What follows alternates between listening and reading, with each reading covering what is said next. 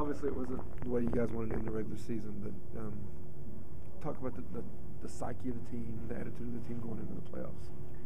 Our attitude is great. I mean, we obviously it's not the way that we wanted to finish, obviously, but at the same time we don't have the lineup.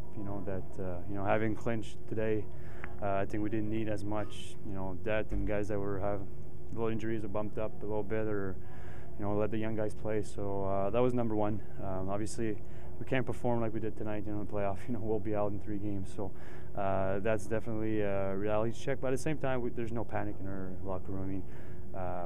We got to this point with multiple line, change and roster change, and I mean, so this group is capable of doing great things, and we'll show it in the playoff. Obviously, those last 2 games obviously are not us. We'll clean that up in practice this week, and we'll be 100% ready for the playoffs. Can you compare and contrast the team? You were one of the few players that were here when they were in the playoffs last time, and how can you compare and contrast the two?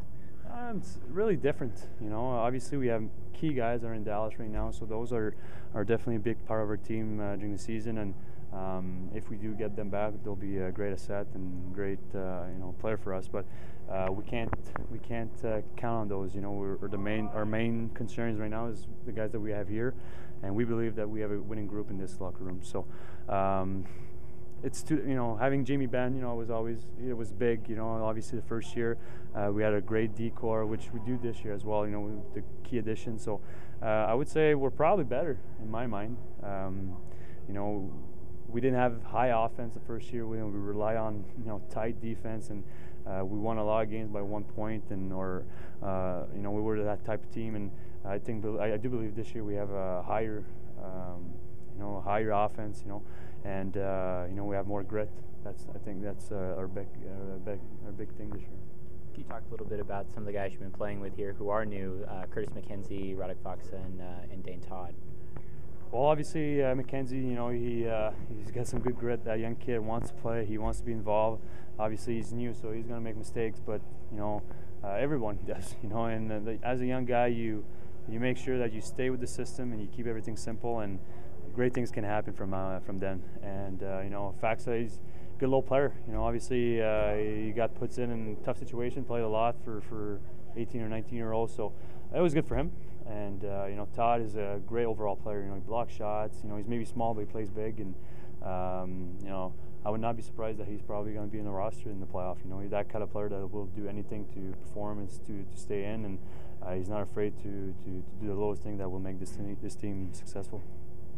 Over the next week here, you guys have off before you start the playoffs. What would be the number one thing that you guys think you need to work on to make sure that it's not 3 and out? Probably defense. Our defense, we didn't clean up in front a lot, and we left in front of our net. Tonight a lot of goals were right there, and it's not common of our team. It's definitely not acceptable, and we gotta clean that up before playoffs start. But like I said, it's nothing to worry. We've been there, and obviously I don't play like we clinched today. You play to win and you play to perform.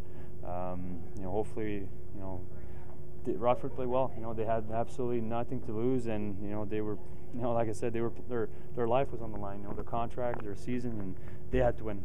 Obviously we didn't have that same, little thing to that same kind of attitude in the back of our head, but you can't have that. As a professional athlete, no matter what, if you're down or up, we're up by 3-1. There's no way that they can come back like that. That's just not acceptable, and that's definitely not the way we're going to play in the playoffs.